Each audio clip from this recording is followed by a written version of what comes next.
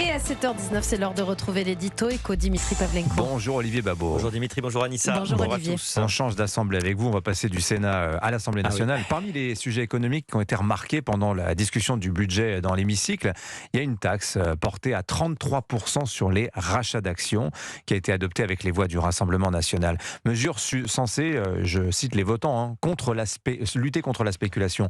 C'est une bonne idée, vous pensez ? Dimitri, c'est une erreur économique classique, c'est confondre la gestion d'entreprise avec le jeu au casino. Sans doute parce que ceux qui la jugent ainsi connaissent bien le second, mais n'ont jamais vraiment pratiqué la première. Les rachats d'actions, c'est pas une pratique de trader cocaïnomane, comme certains voudraient le croire. C'est un instrument de gestion financière tout à fait normal. Alors expliquez-nous, parce que je ne pense pas que tous les auditeurs d'Europe 1 connaissent les rachats d'actions. C'est quoi ? Alors pour être clair, quand une entreprise a des excédents et qu'elle ne voit pas d'investissement rentable à court terme, elle peut décider de racheter une partie de ses propres actions. C'est une façon de restituer du capital à ses actionnaires pour qu'ils soient réalloués ce capital de façon plus efficace, qui est la vocation du système financier. Ça peut aussi servir à stabiliser le cours de l'action.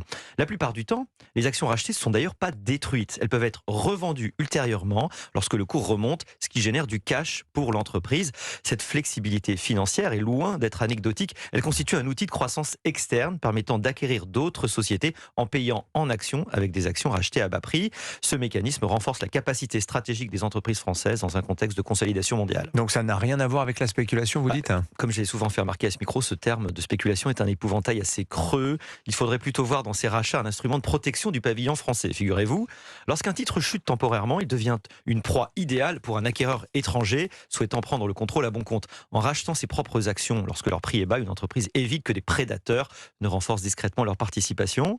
Les rachats jouent ainsi un rôle de défense, surtout dans les secteurs stratégiques où les entreprises françaises sont particulièrement exposées. L'autre critique, c'est que ces rachats d'actions seraient un choix pour l'actionnaire au détriment des investissements. Ça, c'est encore un fantasme. Les rachats ne se substituent pas à l'investissement. Les entreprises qui rachètent leurs actions sont souvent celles qui investissent le plus, modernisent le plus leur outil de production, dépensent le plus en recherche et développement. Et alors, le Rassemblement national défend pourtant cette taxe comme une mesure de justice, faire payer les grandes entreprises plutôt que les PME.